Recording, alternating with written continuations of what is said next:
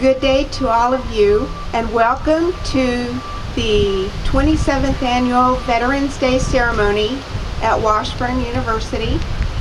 For those of you who are standing, if you wish to have a seat, you are more than welcome to do so. The seats are reserved for you. We've all braved the cold today to come and honor our veterans. We share a common bond with those veterans who also have braved the cold and the elements over the centuries. In 1776, George Washington and his troops crossed over the Delaware, and it was much colder than today. So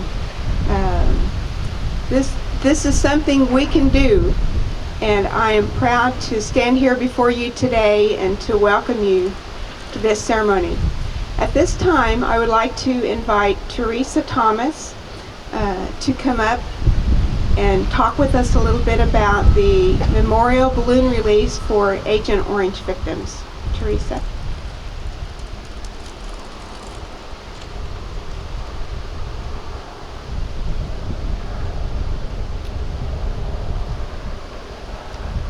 Thank you, Jeannie. As I was getting ready this morning, I needed to go and get my balloons aired up, And the first place I went said, "I'm sorry, we can't blow up those balloons for you because you're not buying them here." And so then, of course, I was getting anxious and pressed for time, so I went to another place, and I walked in and I told the lady at the counter what I needed. And it's like I was sent there. And she said, she looked in my bag and saw my notes and said, "Agent Orange?" And I said, "Yes." And she said, "My husband is just recovering from prostate cancer as a result of exposure to Agent Orange." So it's very personal, even if not personal to you and me. I want to welcome you now to the 7th Annual Veterans Day Agent Orange Balloon Release. This year, in a continued effort to conserve our helium resources and to be more environmentally friendly, the Washburn University Army ROTC cadets are handing out orange carnations. We will release 3 symbolic orange balloons for the past, the present, and the future victims of Agent Orange. Please feel free to take the flowers with you, or as an alternative, you may lay them at the memorial behind me as you leave. I would like to take this opportunity to mention the Agent Orange Victims and Widows Support Network, the organization that is the originator of today's event, and to tell you a little about their Quilt of Tears. The quilts were originally begun in order to draw national attention to the plight of Vietnam veterans and their families who have been affected by exposure to Agent Orange. During the Vietnam War between 1962 and 1971, nearly 20 million gallons of herbicides, insecticides, and defoliant chemicals were used in Vietnam, eastern Laos, and parts of Cambodia. These chemicals were manufactured in many forms, from dust and powders to tablets and pellets to liquids. They came in containers as small as aerosol cans and as large as 55-gallon drums. The receptacles used to store, transport, and disperse these chemicals were painted in a rainbow of different colors: orange, purple, green, and blue. Today, the term Agent Orange is used collectively to identify all chemicals used during the Vietnam War. Eventually, a list of illnesses that are presumed to have been caused by exposure to Agent Orange was established. That list is still growing. Agent Orange has been interwoven into the fabric of the lives of our veterans and their families. The Quilt of Tears is their story, told eloquently by their families or friends. During the 1980s, the very first Agent Orange Quilt of Tears project was started by Jenny Lefevre to commemorate the death of her husband, Gerald. Jenny, as one of the original Agent Orange widows, continued throughout her life to fight the battle pertaining to Agent Orange and its effect on Vietnam veterans and their families. Today, many other Agent Orange widows and surviving members continue with her project. The Quilt of Tears now consists of 30 panels and travels around the country for exhibition, much as in the same way as the moving Vietnam Wall and Museum, which visits communities throughout the United States. The quilts have a life of their own and speak for themselves. Each panel is composed of individual blocks, each block telling the story of one person who has died from an illness directly caused by their exposure or a family member's exposure to Agent Orange. So on this Veterans Day 2014, I would like to invite all of you to join with me in a moment of silence. Today we come together with groups of people all across our country who pause to remember, reflect, and honor all those who have been affected by the use of Agent Orange. Let us now pause.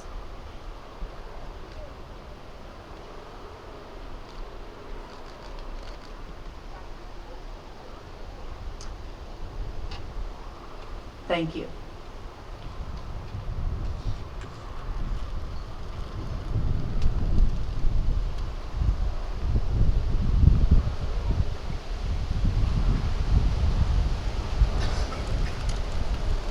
Teresa enlisted the help of her grandson, Carson, for the balloon release today. So thank you, Carson, and thank you, John.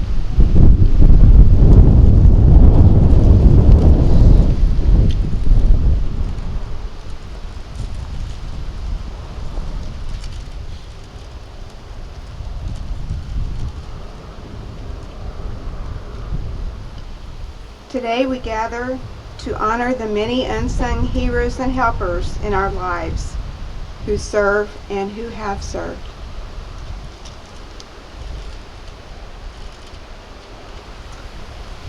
This time I would like to invite Reverend Richard Randolph to come for our invocation.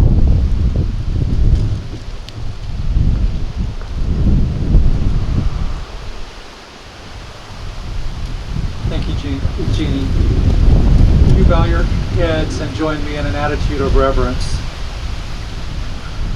O great divine Spirit who loves us all, flow over us and fill us as we celebrate and as we give thanks on this Veterans Day. Inspire and empower our speaker and all of the participants in this service, that they may convey our gratitude to all of those men and women in the services who have sacrificed and even risked death itself for our nation and for the greater good. Move within the hearts of all of us who attend this service. May each of us be inspired by our veterans' commitment, sacrifice, and self-discipline, so that we too may become better persons, and so that we too may serve the greater good within our own communities. And finally, we pause to remember and to offer up a special thanks for all of those who have died down through the years, defending our country and its freedoms. Amen.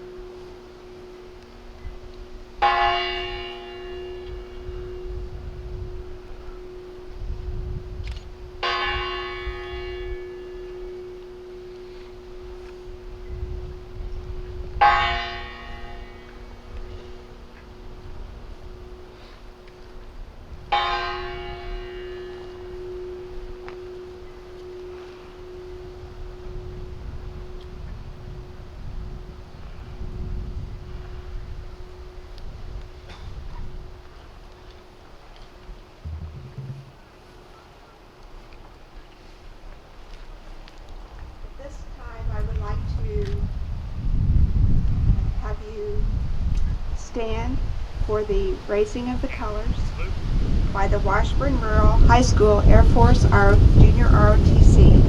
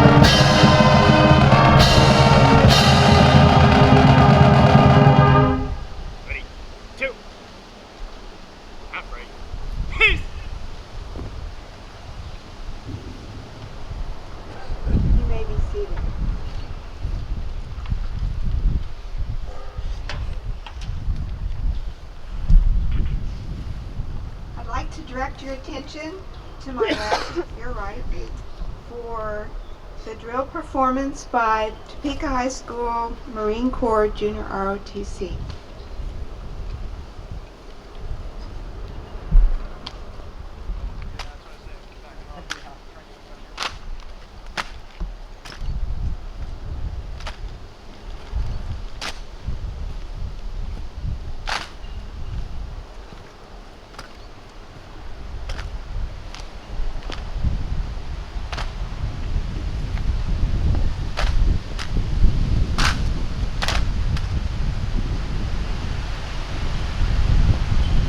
Good afternoon, ladies and gentlemen.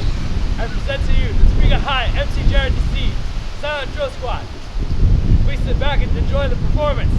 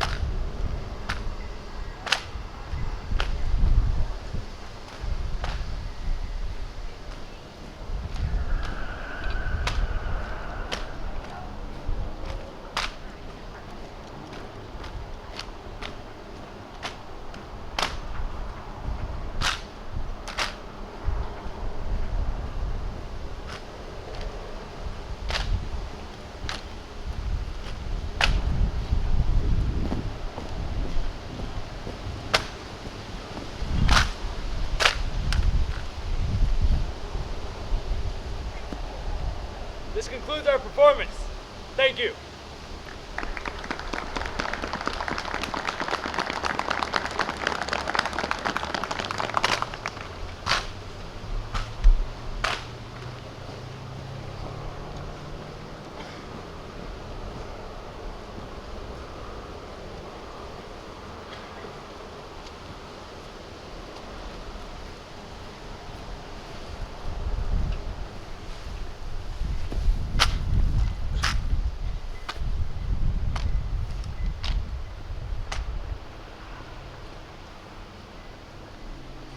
Thank you very much. What a treasure. At this time, I'd like to welcome Dr. Gary Baines to the podium.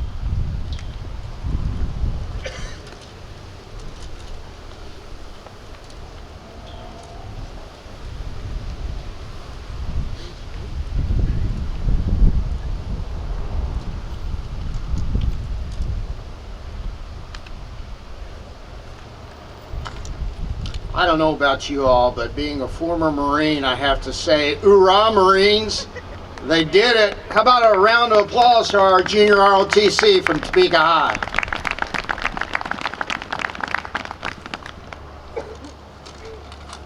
Ladies and gentlemen, welcome to today's ceremony and thank you for attending. We gather today, just as we have gathered before, to honor a very special group of Americans, our veterans. We also take a second to think about the outstanding service occurring around the world at this moment by the most talented and the best prepared men and women who have ever stood rank and file. Each of the men and women in our armed forces today bears our common burden to stand sentry over our nation's security.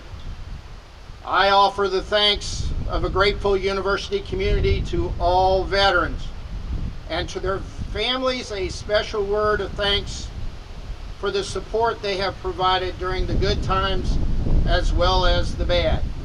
They too have served their country well. At this time, I would like to introduce our keynote speaker for today's ceremony, Miss Melissa Jarboe.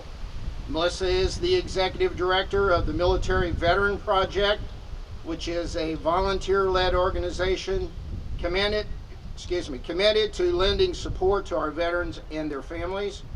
Along with creating the inaugural Topeka Veterans Parade in 2013, Melissa has received numerous awards, including, but not limited to, the 2012 Distinguished Kansan of the Year Award, 2013 Marine Corps League Distinguished Service Award, and the 2014 Veterans of Foreign Wars Service Award. Please join me in giving Melissa a warm Washburn welcome.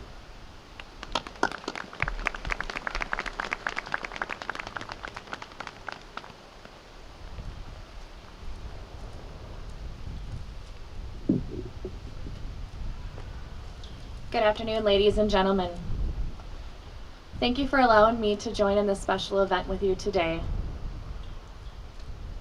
3 years ago, if someone would told me that I would be standing in front of you speaking of military veterans and patriotism, I would not have believed you. 3 years ago, I was a corporate businesswoman, going over profit and loss statements and raising 2 beautiful daughters with my amazing husband. 3 years ago, I was living the American dream with my loving family and getting ready for an upcoming deployment of my husband to Afghanistan. Life can change in a moment's notice, and so I found out as a military spouse turned wounded warrior spouse on April 10th, 2011. I was driving to my office when my phone rang. With excitement, I had hoped it was my husband calling me from Afghanistan. I answered the phone quickly, but the voice on the other end wasn't Jamie. The voice was cold and direct, and he asked to speak with Melissa Jarboe. My body grew weak as the voice introduced himself as a soldier from the 1st Infantry Division of Fort Riley, Kansas. He said, "Ma'am, I'm going to read this script to you verbatim.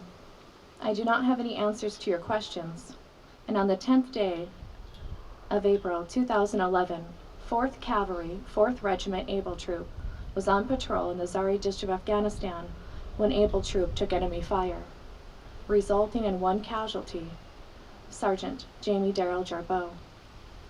My name is John Doe. I changed that for privacy purposes. Please write down this number for further information. Thank you. Days later, I would be told my husband was shot by a sniper.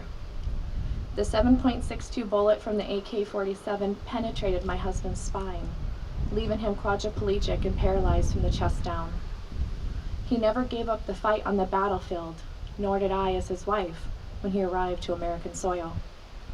Jamie and I spent the next 11 months inside 7 different hospitals. Jamie was not able to walk, talk, breathe, or eat, and he endured over 100 surgeries and surgical procedures. We were trying to heal what the sniper so viciously tore apart physically to my husband and emotionally to our family. Our family spent the entire summer inside an ICU room that was only 8 by 10 foot wide. For Halloween, my daughters went trick-or-treating at the nurse's station. For Thanksgiving, we ate leftovers from another family that brought it into our hospital room. And on Christmas Eve, we slept on the floor next to my husband's hospital bed so we could wake up together for Christmas Day. Each day we would wake up praying that we were one day closer to going home and living the life we took for granted for so many years. What we wouldn't give to go out to dinner at our favorite restaurant and have them mess up our meal. We missed being cut off in traffic. We missed walking to our mailbox and getting the junk mail. All the simplicities in life we missed. We created new daily habits. As a family, we would help my husband do his physical therapy and occupational therapy so he wouldn't get blood clots or bed sores. My daughters would help me rotate my husband from side to side. We would gather around his hospital bed in our cold metal chairs just to see him open his eyes, one moment for one day, knowing that when he did, he would see us as his devoted family next to him, missing and loving him so much. It was the fight inside of us, the love for our country, and the fellow service members that kept our dream of one day coming home to Topeka, Kansas alive. We just wanted to live happily ever after. However, that dream was shattered on March 10th, 2012, when doctors relayed the information that my husband, Staff Sergeant Jamie Jarboe, was terminal. He needed to be placed in hospice care. I remember the last few days of Jamie's life. The nurses asked him if he regretted his service to his country. If he had to do it all over again, would he really join the military? Without hesitation, my husband said in a quiet voice, "I have no regrets. I love the military. I love my country, and I would take that bullet again." As I laid next to my husband one last time in his bed, I asked him if he wanted me to let him go. I told him I understood that he had suffered more than humanly possible for the last 11 months of his life, and I would promise to carry on his wish and do everything he told me to do. The private care nurse said she had already made the call when the doctor came to Jamie's bedside, and on March 21st, 2012 at 9:25 a.m., my husband took his last and final breath. Today, I put all the love and admiration I have for him in everyone around me. It helps me heal and helps me become a better person. Each day I strive to create change in this world, just as my husband created change in me. I learned I was not doing enough each day when I went to my office. Each day I lived out that American dream, not realizing that in a moment's notice I would be taught a valuable lesson, what selfless service and unconditional love truly means. So today I thank you for taking a moment out of your time and bearing the cold, and for allowing me to share my life and my husband's memory with you. Thank you for your service, veterans in the community, for the civilians that support them, and Godspeed.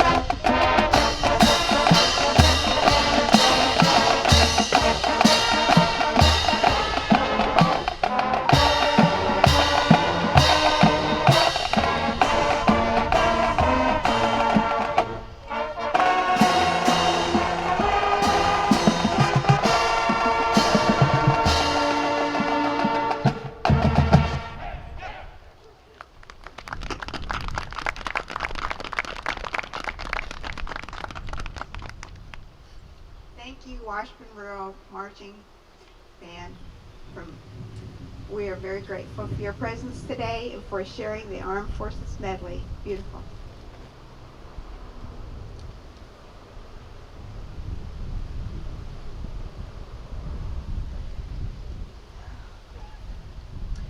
At this time, I am privileged to be able to share some names with you today. Those sharing names for today's tribute, I want to say thank you for the honor of remembering those faithful veterans who have served or are currently serving our great country. Elmer Blemmel, Kenneth Coons, U.S. Army, Kuwait, Bosnia, Kosovo, Germany, Iraq, Afghanistan. Albert Minor. I'm going to have to get my glasses. Marine Corps, World War II. Richard Logan, E-4 Senior Airman, Air Force, 1969 to 71 in Saigon. Gary Baker, U.S. Navy. Thomas Clevenger, U.S. Army. James Eck, U.S. Air Force. Jack Reynolds, U.S. Air Force, Iraq. Kyle Carney, U.S. Army, Iraq. Benjamin Aber, U.S. Marine Corps. Kenton Lewis, U.S. Army, Iraq, Kosovo, and Panama. Michael Woodall, U.S. Air Force. Zachariah Schaefer, U.S. Army. Bob Franklin, U.S. Army, Vietnam. Walter Baker, Private U.S. Army, World War II, European Front, including the Battle of the Bulge. Charles William Stone, Sergeant, World War II, Europe. John Burkhart, Specialist 4th Class, U.S. Army, Vietnam. Richard McIntyre, U.S. Navy, served during the Vietnam era. George Stiles, Army Air Corps, World War II. Ralph Stiles, United States Marine Corps, World War II. Francis A. Schmidt, U.S. Army, Korea, 1951. Francis Pat Belden, U.S. Army, Vietnam, 1965-66. Daniel J. Schmidt, U.S. Air Force, Vietnam, 1971. Paul Manning, Silver Star recipient, Sergeant, U.S. Army, Korea. Lyndon Simmons, Specialist 4th Class Army, 1965-67, Vietnam. Herbert J. Schwinder, Sergeant, Army, Korea. Thomas John McCulka, Army, World War II, Europe. Captain Donald Howard McConnell, Sr., Army, Air. Corporal Daniel Schrader, U.S. Marine Corps. Jackson Schrickle, Seaman's Apprentice, Navy, June 14 to present. Raymond Eilert, Army, World War II. Paul Eilert, Army, World War II. Stan Eilert, Army, Vietnam. Charles Schrickle, Jr., Army, Vietnam. Louis Dotson, Army, Korea. Eric J. Hahn, Corporal, Marine Corps, 2011 to present. David P. Stickelman, Air, Army, National Guard, and Army, Desert Storm. Stephen Brunn, Lieutenant, Army, 1987 to 1992, Germany. John Brunn, Air Force, Korea. James Henry McKelvey, Navy, World War II, Pearl Harbor. Dennis Mulryan, Navy, 2000 to present.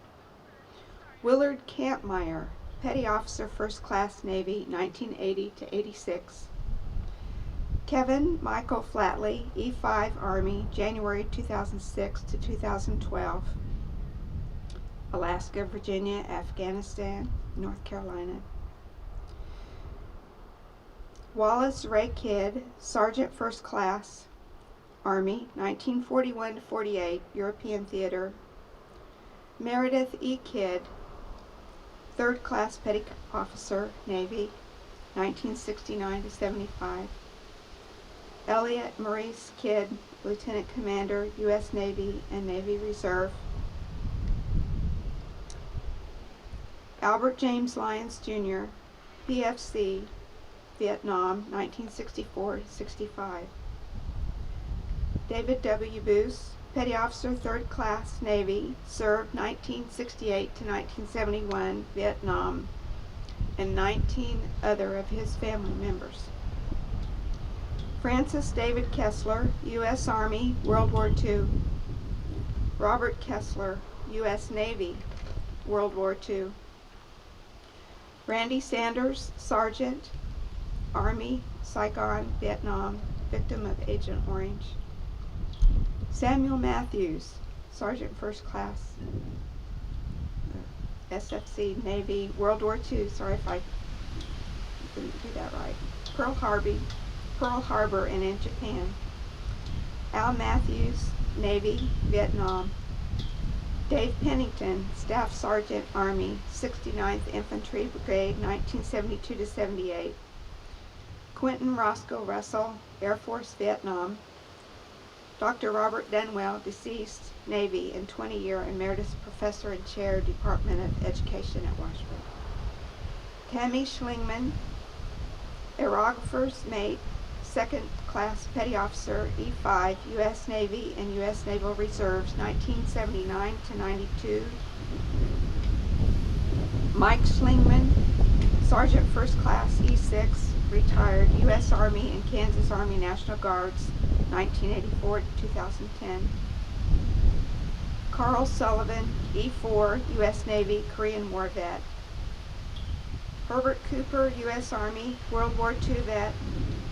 Sylvester Wacker, U.S. Army, World War II vet. Army Max Lyle, Arthur Max Lyle, Air Force pilot during Korean War. Howard Dahl, Lieutenant Colonel, U.S. Air Force during the Vietnam War. Jerome Preston, signalman, U.S. Navy, World War II. Mike Mansky, Corporal, U.S. Marine Corps, served 31 years in the Marine Corps Reserve, Desert Storm, and Operation Iraqi Freedom. These are just some of the names. Others are unnamed, yet their memory and their faces burn brightly in our hearts. We say thank you because we are grateful for their gift of freedom.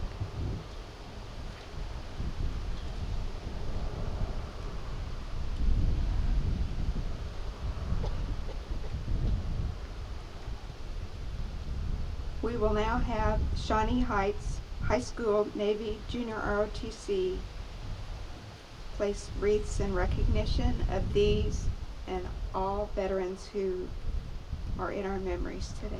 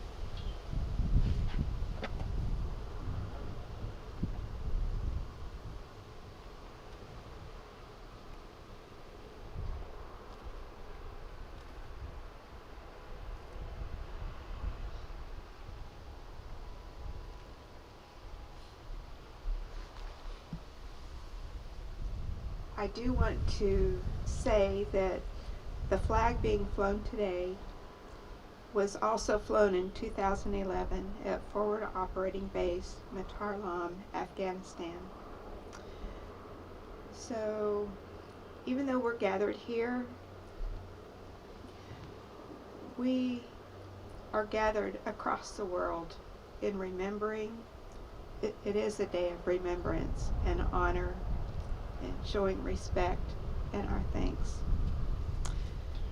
I want to thank you for coming. In just a moment we will have prayer song and a benediction. And I would like to invite you to the reception over in the Memorial Student Union. The Memorial Student Union is a memorial. I hope you have an opportunity to stop at the McVicker room and see the plaque there. But we have several displays in the reception area that I hope you will have an opportunity to view, and it will be nice to greet you there. So, one last word. The Combat Air Museum also has a display at the reception, and I just wanted to thank them for coming as well.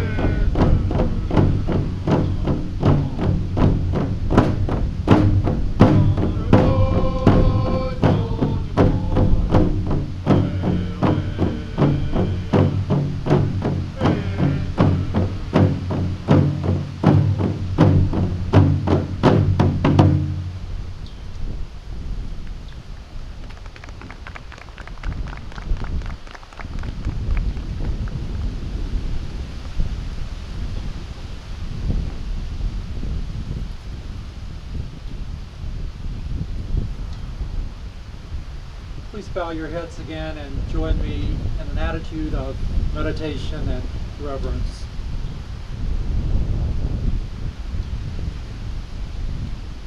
Dear God, as we go forth from this Veterans Day celebration, We ask for your blessings upon all of our veterans who have returned to civilian life. Be present in their civilian lives, O Lord. Guide and uphold them in all aspects of their lives. May they experience the genuine gratitude of our nation for their sacrifice and for their service on this Veterans Day, and indeed on all days throughout the year. O God, we also ask for your blessings upon those men and women who continue in active military service. Let your divine spirit fill them to overflowing. When the challenge is difficult, when the path ahead is steep, when they are discouraged, strengthen and sustain them, Almighty God. And watch over all of our men and women and keep them safe when they find themselves in harm's way. And Almighty God, we lift up especially our wounded warriors and their families. We ask your presence in their lives, and we ask that you bestow upon them the gift of healing of body, mind, and spirit. And we ask that you open the eyes of all of us here and indeed of our nation and show us ways in which we can be supportive of our wounded warriors and of their families. Amen.